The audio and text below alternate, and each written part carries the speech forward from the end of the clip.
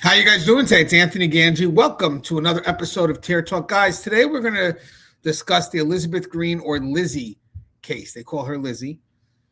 She grew up in a very small, isolated ranching community in a family that has faced financial stress and personal struggles, which many people think shaped both her life and the way her disappearance has been handled. Elizabeth Green, Lizzy, right now her case is unsolved. It's just an unsolved disappearance with no publicly named suspect, no confirmed person of interest, and almost no physical evidence, which is why I feel so open ended and disturbing. Reminds me of the Sebastian Rogers case. So we have a lot here to cover. This is more for awareness because there's really been 2 years, April 17th, 2024. So April 17th of 2026, it will be 2 years. She disappeared when she was 21 years old.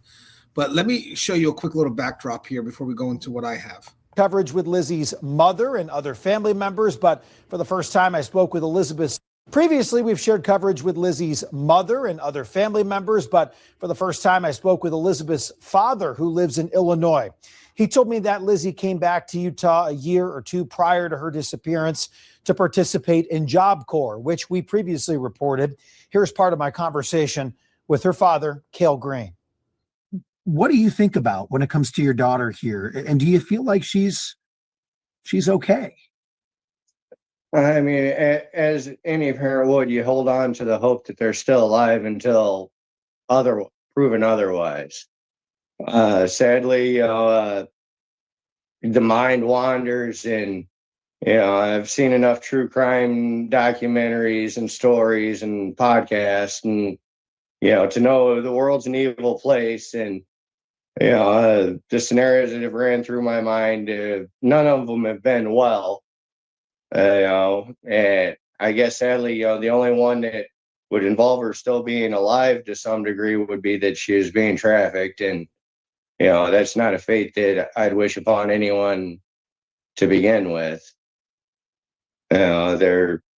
All the other scenarios, lead to finding a body somewhere. And, that's nothing a parent wants to ever have to deal with either. You mentioned not kind of giving up hope. Have you had the conversations at all with the sheriff out there in the sheriff's office? Have they reached out to you about anything over the last year or so? No, they haven't reached out to me at all. And when I've reached out, I've been told, they have no new information.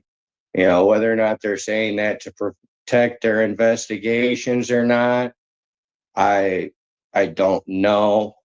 Part of me believes that they're not taking it seriously because she's not a minor.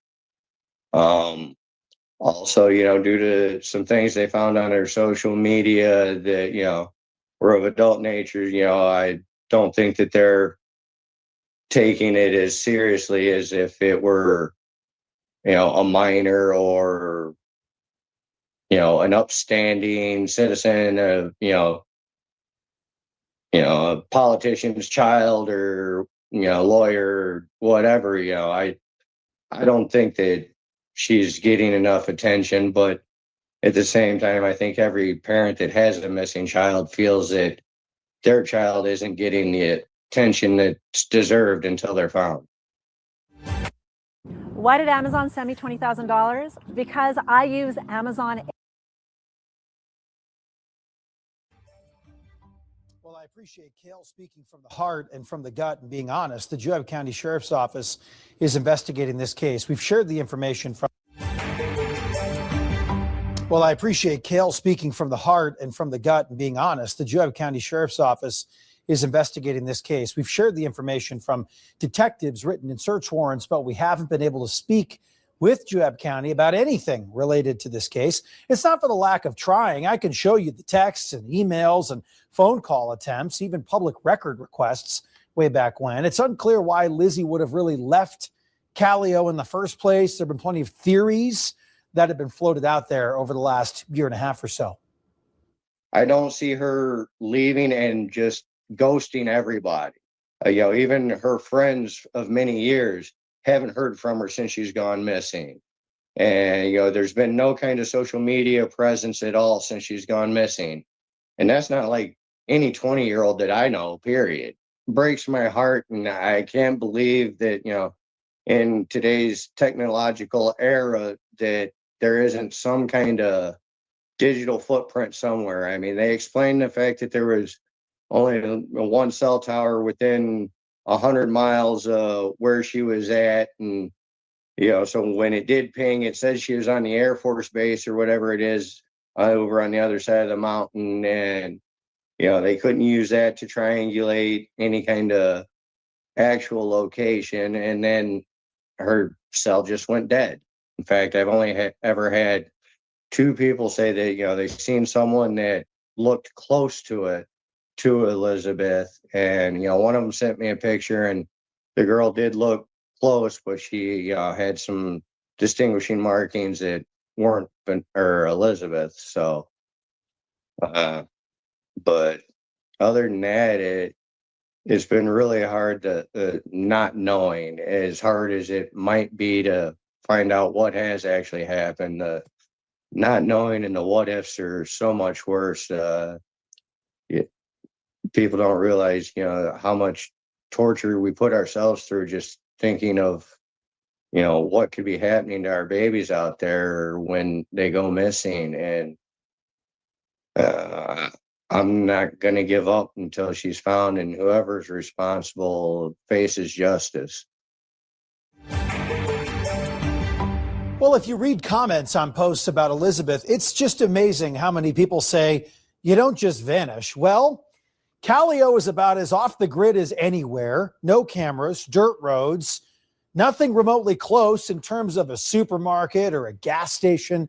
There have been no real monitored or mentioned pieces of evidence that have been found and shared, or in the case of search warrants, signs of technology haven't really seemed to help the investigation. There's a cell phone tower out there. You heard about that. That's way out on the Dugway side. Everything seems to ping to that one tower. There's not many towers out there that would have helped pinpoint a solid location of Elizabeth Green's whereabouts back in April 2024. I went out there. I was out there within 3 days of finding out that she was missing. We'd made the trip out there to see for ourselves and get a lay of the land. And it's I can't remember what town we met Paul and Vanessa in, but I know it was like still a 2.5-hour drive through the mountains to get to where they were at. I do want to ask you about Callao, because there's a lot of people that will see this coverage on social media that go, oh, someone just doesn't disappear. There's cameras everywhere. Not in Callao. Calao's not like a city or even a suburb at all. No, not at all. I live in rural Illinois, and we've got remote areas, where it's nothing but cornfields and whatnot, but there's still, a town within 5, maybe 10 miles, not just open desert and mountain ranges for hours upon hours. I was totally taken away by the remoteness of that place. And my thoughts, being from Illinois and with my background and whatnot, was, this is the kind of place someone goes to disappear to, not disappear from. If anybody knows something, please say something. It's been too long. And I just, with the remoteness of where she was at, I know that if a strange vehicle came through the area, it would have been noticed, because when I came out there, the local group chat lit up like a Christmas tree. Who's here in the black SUV? What are they doing? Because strangers don't just come out there. Yeah, I mean, I realize there's not cameras and whatnot, but somebody's seen something and noticed something. Elizabeth, 5'11", light brown hair, now 23 years old. It's been a while, but her last known clothing was a tie-dye hoodie, light blue pair of jeans, black Converse sneakers, had a white purse with her. She was leaving her home, a trailer she lived in with her mom, stepdad, and we believe at least one brother. She was heading to work for her first day at a nearby ranch, maybe a couple stones throws away, never showed up. if you see someone that looks like Elizabeth or have any idea where she may be, by the way, since we put this out last week, I've had a few messages about people that may look similar. That's what I'm talking about, people. This is why we do this. Keep your eyes open. And if you see anything, call the Juab County Sheriff's Office, 435-856-0358. All right. I do want to show you one more video. This is a little older. It's from a year ago, and then we got a lot to cover here. Again, this is more for awareness than anything else. I think this would be her mom being interviewed, if I remember. So hold on. Let me just set it up. I just got the video now. And it's all coming from the same news outlet, KUTV 2 News, Salt Lake City. I don't see a lot of coverage on this case, to be honest with you. Okay, let's see what this is. And there's literally a year, and there's literally no more answers now than there was the day that she disappeared, the week that she disappeared, the month. Like, it just, she's had a birthday. She's, her brother's about to graduate high school. Like, there's all these things, and she should be here. And it's not just that we don't have answers as to what happened. It's for me, I feel like it's been really frustrating with there's just nothing. And I feel like that law enforcement's been kind of opaque as far as what's going on. And that's hard too, I'm not saying that they haven't been looking for her, but it's just as far as like keeping us informed, that it's been hard. They won't release the information from for the case to Elizabeth's mom. So no, we are kind of very much in the dark. I know that whenever there's a missing person, or whenever there's someone found, they are doing DNA tests and they are testing that. And so she has been getting some of the follow-up with that, but there's just really been no like progress reports or nothing. I apologize. I thought that was the mom, so I apologize. This young lady is not the mom. We've had remains found and people found here recently in Utah. When you hear about somebody found, does that give you hope that it might be Elizabeth? I mean, that's a hard question, because we obviously want to know what happened to her, but we also want her to be alive. And I mean, so it's a very mixed bag when that happens. Like, I'm on all of the forums for all the missing people, and it seems like there's a few families around like Utah, Nevada, Idaho area that everybody's going through the same thing. Like, yes, you want to know if this is your daughter or your son or your niece, or but at the same time, you don't want it to be them, obviously. Have you heard of anybody reaching out to either Vanessa or other family or even law enforcement saying, I think I saw someone that looks like her? No. Mm-mm. We have not.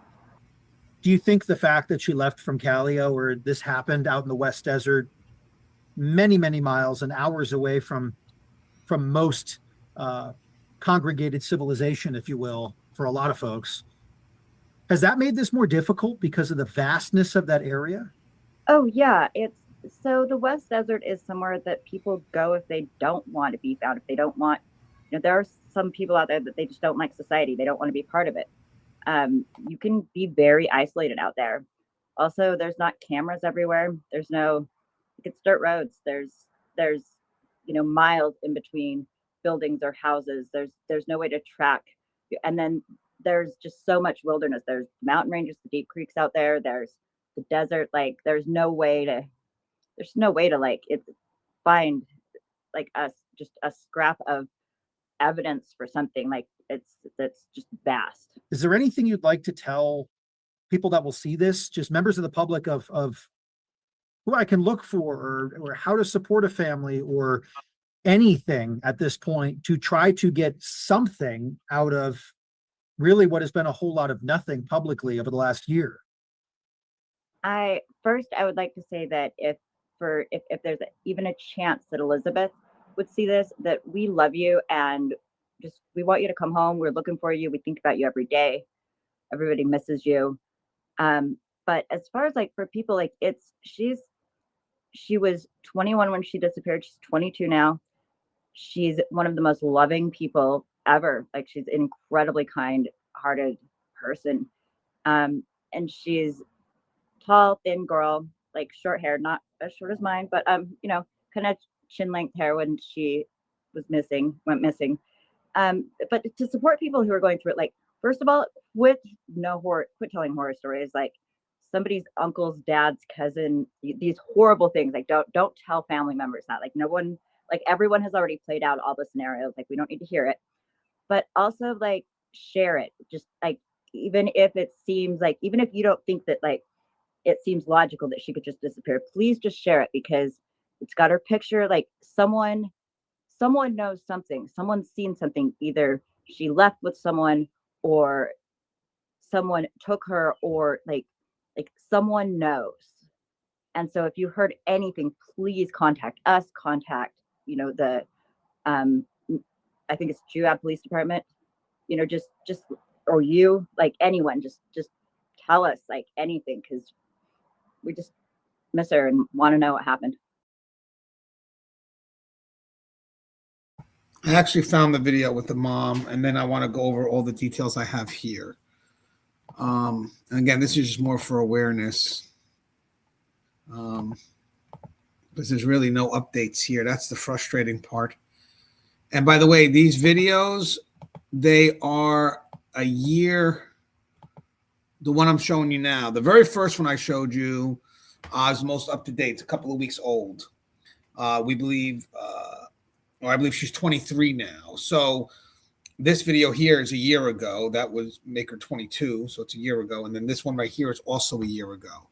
But technically her age, I believe right now would be 23. All right, hold on.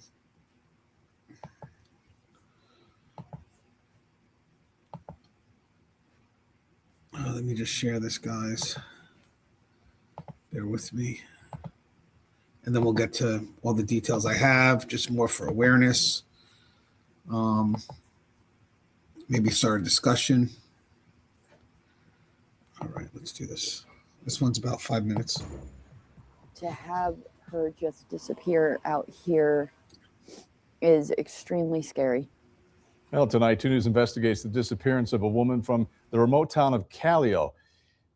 Elizabeth Green has been missing since April of 2024. The 22-year-old was living with her mother and stepfather in the small ranching community and hasn't been seen or heard from since. Brian Cheney's been following this story and went to Callao to speak with Elizabeth's family. Disappearing without a trace. You hear that phrase, and in the world we live in today with social media, cell phone tracking technology, and more, it's hard to believe. But in this case, out of remote Juab County, there is no trace. And the family just wants to know, where is Lizzy Green? To truly understand Callao, Utah, You're in the middle of nowhere. you need to see it. How many people live in town? About 50 on a good day. A small ranching community surrounded by desert, dirt roads, and mountains in the distance. I mean, we've been back and forth on these roads so many times and found nothing. It's just heartbreaking. Mid-morning on April 17th, 2024. Then 21-year-old Elizabeth Green left the trailer she lived in with her mom, stepfather, and brothers. She seemed really excited about going to work because it was the first time that she had been able to go and make her own money out here. She was going to work on a ranch nearby. And she was making me coffee, and that wasn't real normal. But she seemed really happy and she seemed really excited. And she's like, no, I'm going to walk. I'll be okay. And she finished my coffee and walked out the door, and I didn't see her again. Her family checked the ranch property throughout the day. Then my son came home. He went over there at 6 o'clock and he came back and he's like, Mom, she's not been there. Nobody's been there. Vanessa called the Juab County Sheriff's Office to report her daughter missing. So we got on our group chat that we have for our area and asked if anybody had seen her, and nobody had seen her. And they all got on their ATVs and went out and looked for her. We spent almost 2 hours looking for her. Juab County Sheriff's deputies and search and rescue members came out the next day. And they searched our property fully. They searched the ranch property fully. Did you ever see an indication that Lizzy walked down this road here? No.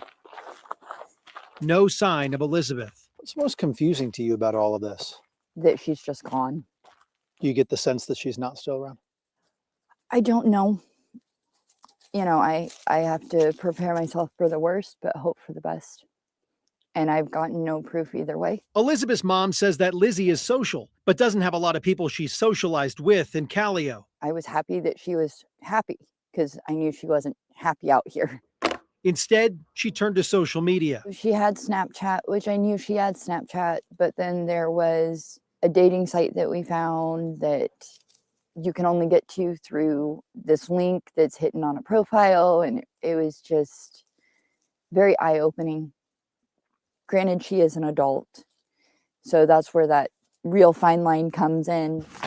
Investigators filed numerous search warrants for Lizzy's phone and social media platforms, but there's been no activity since the day of her disappearance. And that's why everybody's so confused, because there's no trail, there's no trace, there's just nothing to go on. There's no leads. Have you given up hope? Absolutely not. There's nothing that has given me a reason to give up hope. There's been no proof one way or another, and I will continue to hope as long as I'm alive.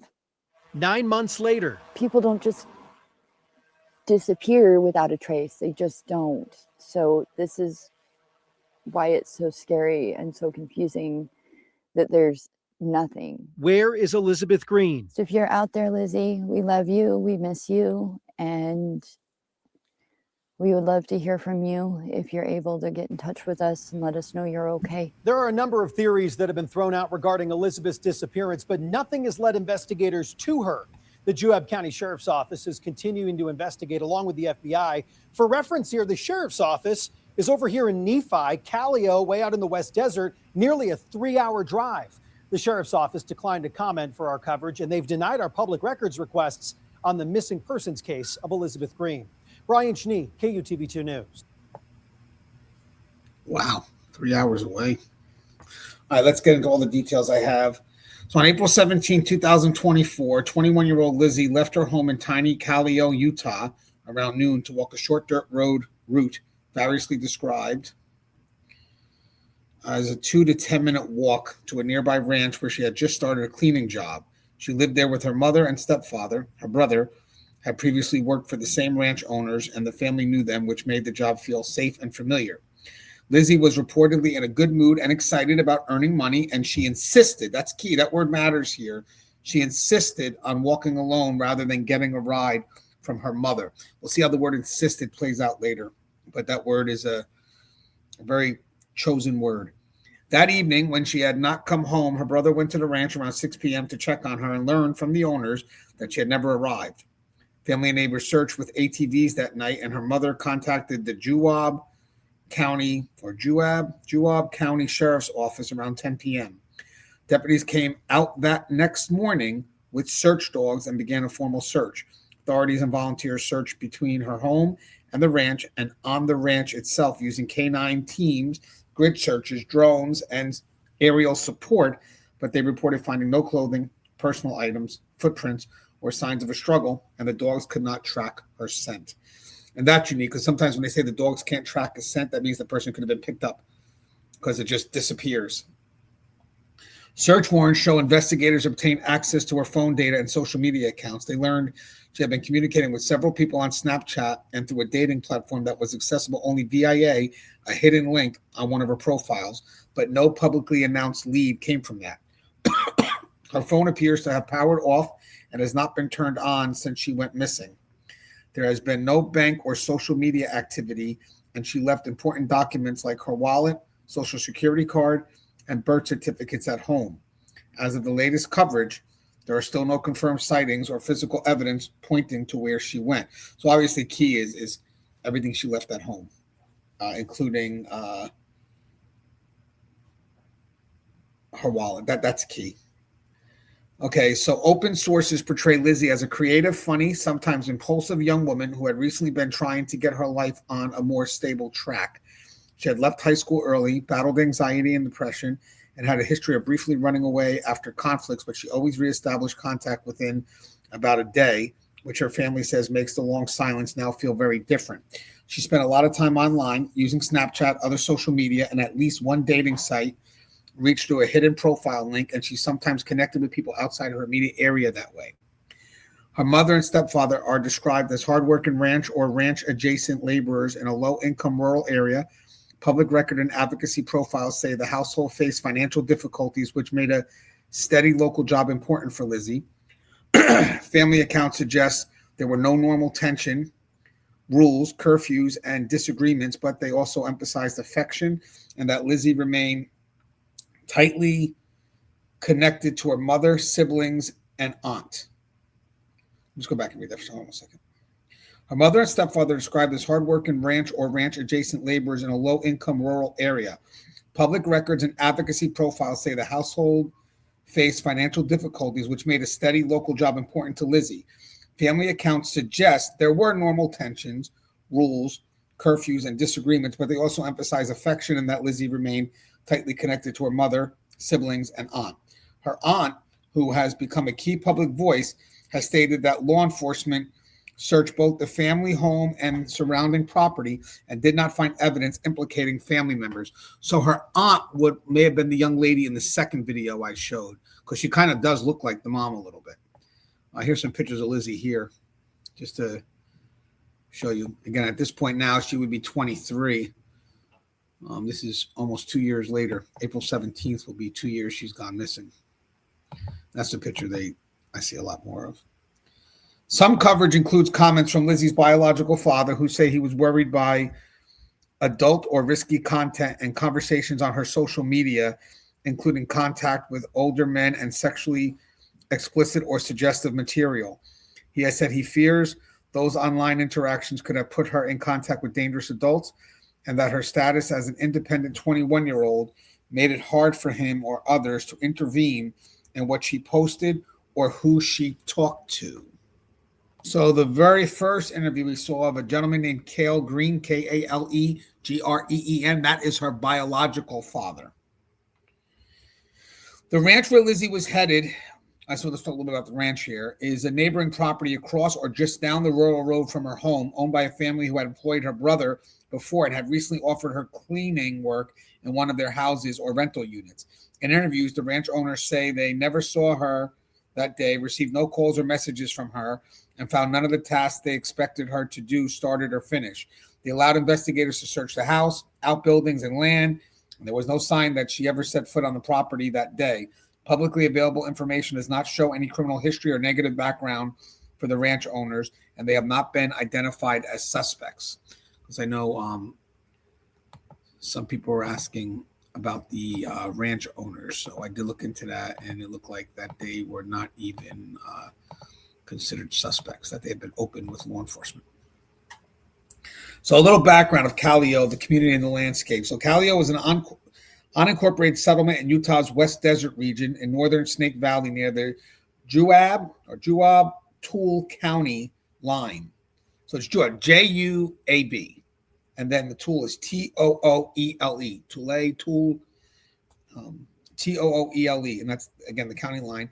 Estimates for its population range from roughly 50 to 60 people, from local and Reddit users, I got that from, to about 200 in broader demographic databases, underscoring how tiny and spread out the community is. It sits in high desert ranching country with large open fields, sagebrush, and mountains, and very limited service. The nearest larger towns and major highways are many miles away. As you can see, the sheriff's is 3 hours away. The road Lizzy was expected to walk is described as a long gravel or dirt driveway and short connecting stretch of rural road between her home and the ranch, with local sources saying it's not heavily traveled, mostly ranch traffic and occasional visitors, not steady commuters or tourist flow. The surrounding desert is vast and rugged, part of a county that covers thousands of square miles with a very low population density of about 2 to 5 people per square mile. Searchers emphasize that someone could, in theory, be missed in washes, canyons, or old mine areas even after extensive searching. Cell service in the immediate area is patchy to non-existent, making real-time tracking or emergency calls difficult. want to talk about her age a little bit because it does affect the case. Right now she'd be 21, 23, but she went missing when she was 21. So because Lizzy was 21, police treated her as a missing adult, not a runaway child, and that changes how they can respond. In Utah, adults have the legal right to leave home or cut off contact, and there is no legal requirement that they check in or return. So authorities cannot automatically assume a crime when an adult vanishes. A KUTV segment about her case specifically notes there is no legal requirement tied to adults in her situation, which is presented as one reason cases like hers can be complicated and slower to escalate. Practically, this meant deputies did not begin the official search until the morning after she was reported missing. Family and neighbors did the first night search themselves.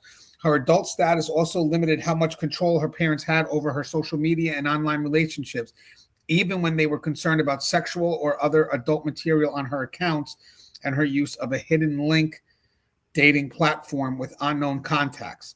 Legally, being an adult does not stop a full investigation. Police have obtained search warrants, coordinated searches, and worked with other agencies, but it gives investigators less immediate leverage and makes it harder to argue that any disappearance must be an abduction rather than a voluntary absence.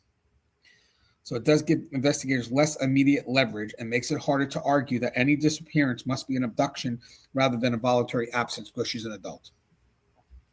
Suspects. So law enforcement stance and controversy. So publicly, the Juab County Sheriff's Office has not named any suspects or persons of interest in Lizzy's disappearance. In interviews and court document summaries, officials describe an ongoing investigation with no leads they can share, and they repeatedly decline to comment on theories or specific individuals. So no leads they can share doesn't mean they don't have information. It just means they can't share it. But okay, but what are we doing with it? That I think could be a little bit of a frustration. So it doesn't say they don't have leads. It just says no leads they can share. So the next question is, okay, I get an active investigation, but what are you doing with those new leads? Can we at least know that? Is there something heading in the right direction? I mean, if she had called law enforcement and said, hey, stop looking for me, I just want my family to know when I disappeared, what would law enforcement have to do with that? I think that's a good question we need to answer.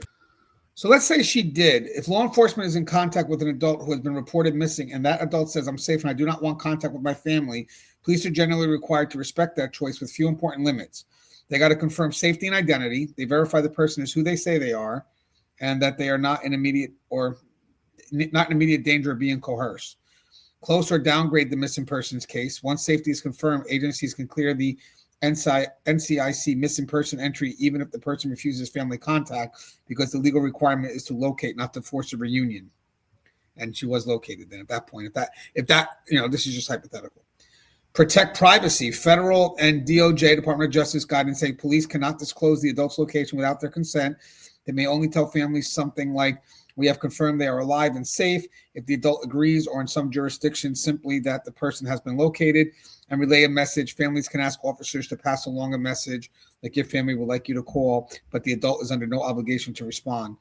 So if the adult appears, now when the police might go further, if the adult appears mentally ill or cognitively impaired and is a danger to themselves or others, officers can pursue an involuntary mental health hold until state law separate them from the missing person report. Let me read that again. Themselves or others. Officers can pursue an involuntary mental health hold under state law, which is basically separate from the missing person report. Oh, that's separate from the missing person report. Sorry about that.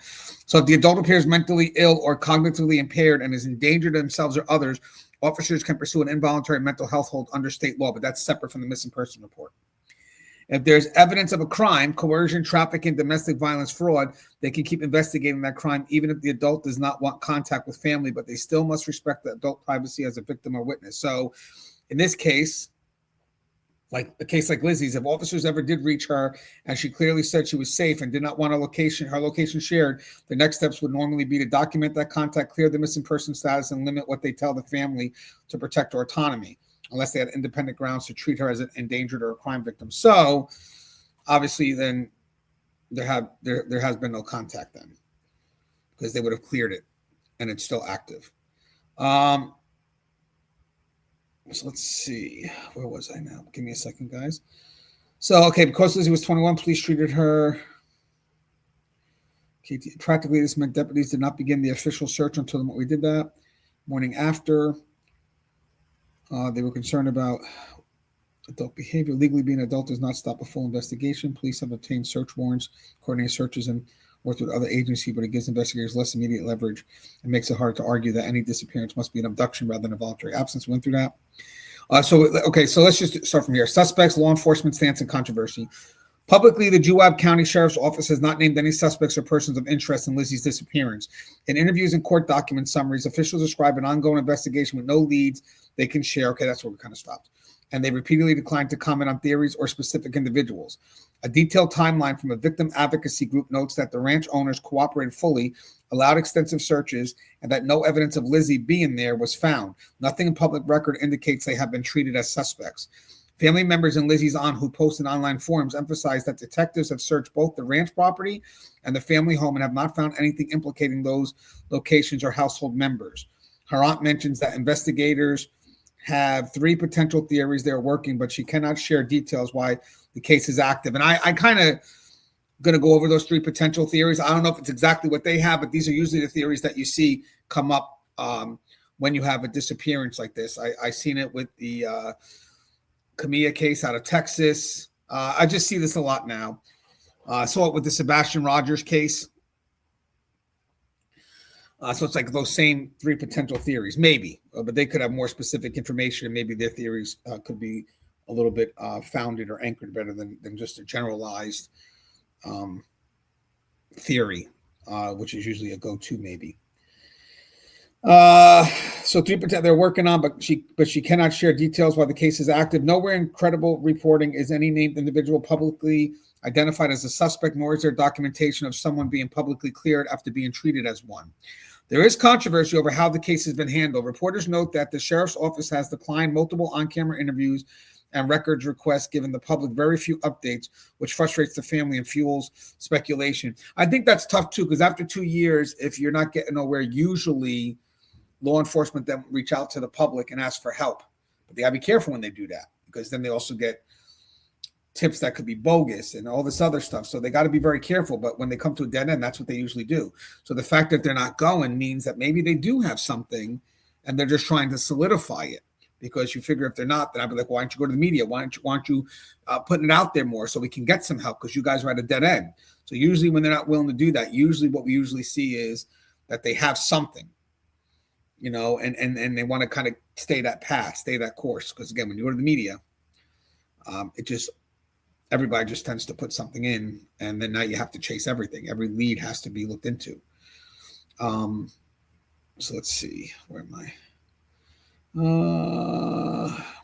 Commenters also question why the official law enforcement search should not begin until the next morning, and whether her age and past short runaways led to slower initial response. I think it's because she's the adult, like they mentioned. She's not a child, she's an adult. Online discussion threads sometimes speculate about specific people in the community, but these are opinions and are not backed by law enforcement statements or evidence. There are theories, but no officially named suspect, and no one publicly removed from this status.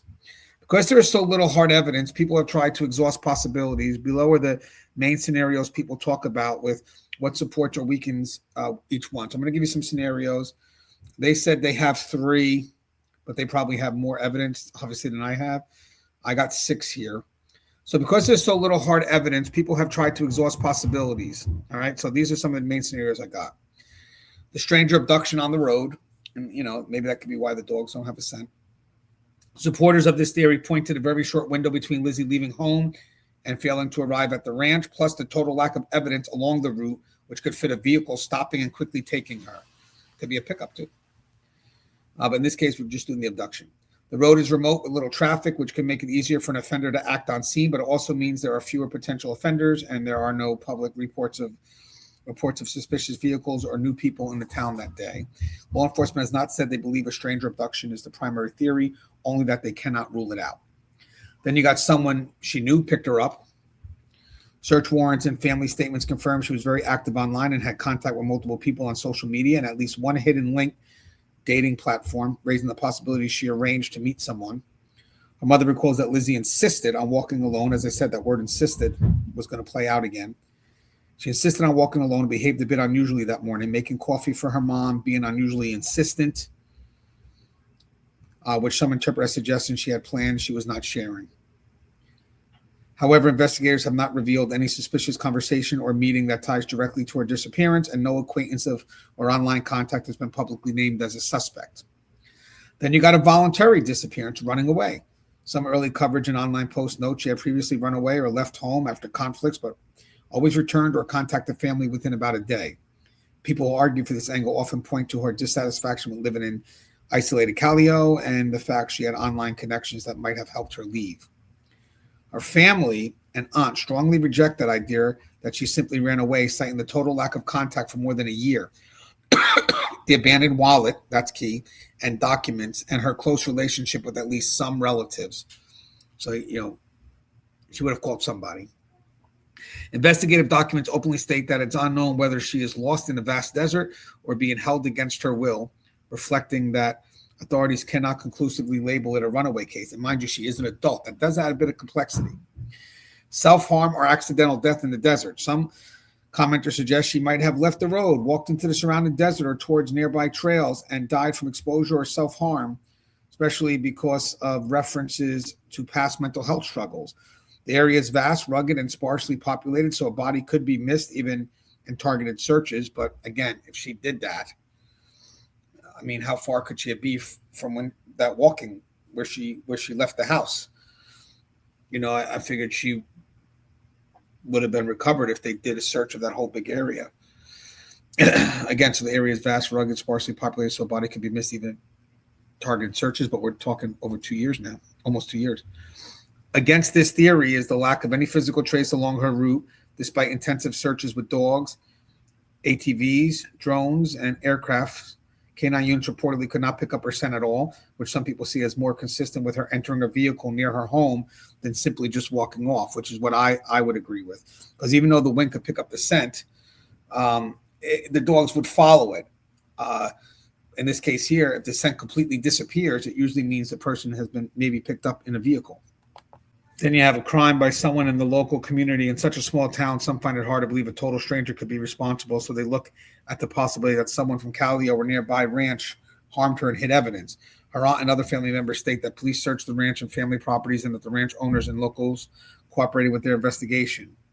There's no public indication any local has been arrested, charged, or even officially labeled a suspect, though many people suspect investigators know more than they can disclose. So that seems to be an interest by many.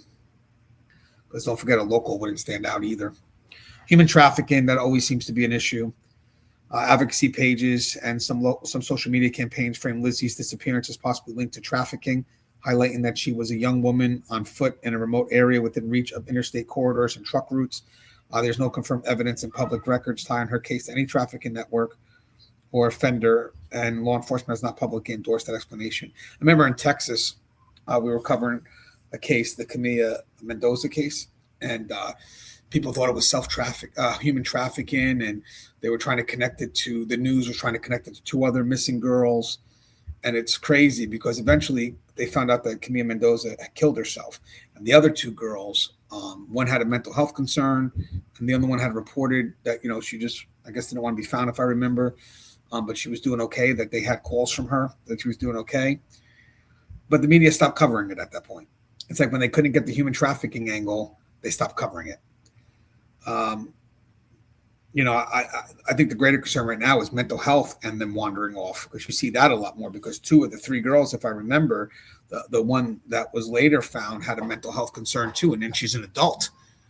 So it's harder to, get them to want to come back home because they have their rights as well. Even though they may have some mental health concerns, they have their rights. So it becomes harder, but they do note that she has been found. She just doesn't want to go home. So questions people still want answered. For media pieces, advocacy sites, and Reddit discussions, these are the main unresolved questions. And guys, I find this to be very similar to the Sebastian Rogers case, except for Sebastian Rogers, that went up to so many directions. The families were kind of against each other, the mother and the father side, or basically the mother and the father. And they hired their own investigators, SF on one side and Bounty Hunter on the other. I think Bounty Hunter was on the father's side, SF was on the mother's side. And they just, instead of everybody working together, they were just divisive. I just felt there was nothing there at that point to benefit Sebastian Rogers. The community did a lot because the community was trying to bring things together. Us on social media was, but then there were a lot of theories, but we have to revisit it again. I did a video on that as well if you want to check it out. So where exactly along the route? So these are some questions that people are asking on social media. Where exactly along the route did officers confirm she was last seen? Are there any witnesses beyond her family? And has any vehicle or person been definitively placed there at that time? What, if anything, was found in the full contents of her phone record, Snapchat, dating app, or hidden link platform conversations and other online accounts beyond the general note that she talked to many people? Whether any specific online contact or local acquaintances have been carefully investigated and either quietly ruled out or still being looked at. Precise details of the canine search, where dogs started, what direction, if any, they followed, and whether scent was picked up near any vehicle tracks. Any additional physical or digital evidence collected under seal that might narrow down the three main theories her aunt says detectives are considering. I think the 6 I mentioned, the 3 main theories are probably there, but hopefully they have it anchored in more specifics. And whether investigators have checked broader databases for unidentified remains in surrounding states that might match Lizzy's description and DNA. These gaps fuel ongoing speculation because the public story currently stops that she walked out of the house and then she was gone. Why is this case so important right now?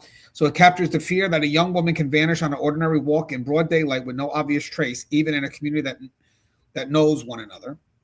It highlights vulnerabilities of rural areas, limited cell coverage, huge search areas, and small agency resources, all of which can hamper rapid response and long-term investigations.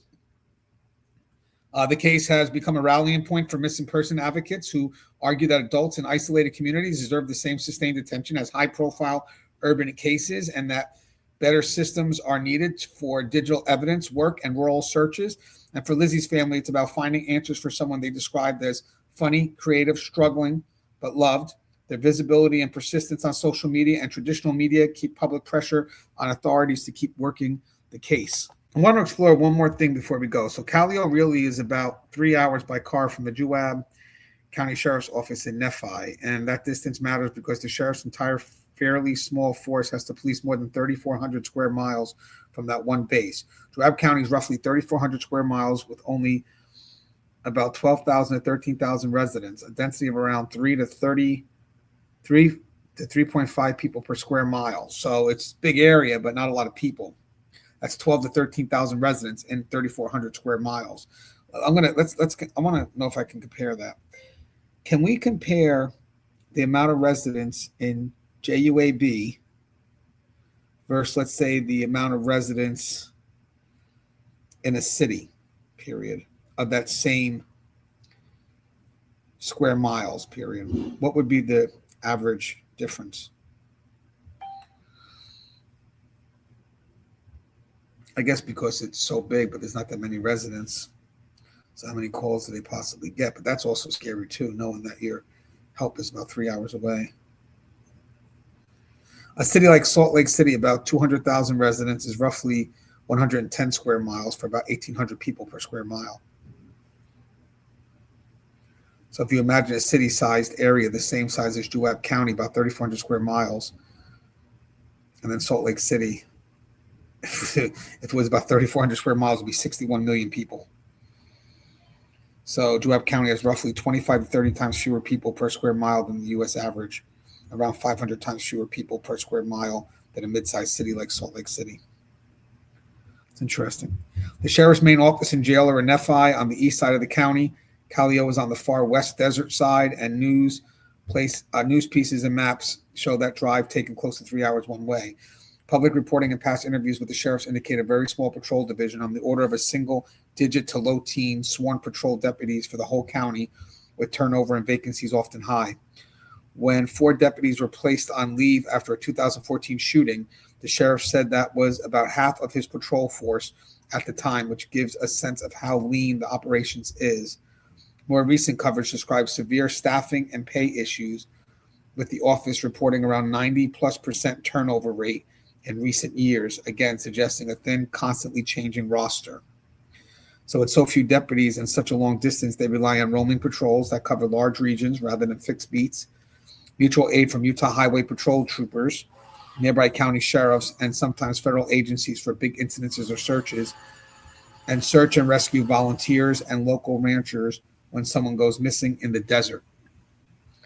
Practically, this means response times to places like Callao can be long. For an urgent situation, they might first use phone contact with locals, call in nearby state troopers, and then get deputies en route from Nephi. So in other words, the distance plus a small overstretched sheriff's office makes truly fast, intensive coverage of ultra remote spots like Callao hard, even when deputies are doing their best. It's interesting. I thought that was worth exploring. So guys, again, if you like the content, please, I put a link in the description for Buy Me a Cup of Coffee, as well as top of the YouTube channel. But this is about awareness. We brought the case up to the forefront. I wish I could give you guys more, but that's everything I have on this case. So let's build a dialogue, build in the comments, and let's grow from there. But as always, guys, thank you and stay safe.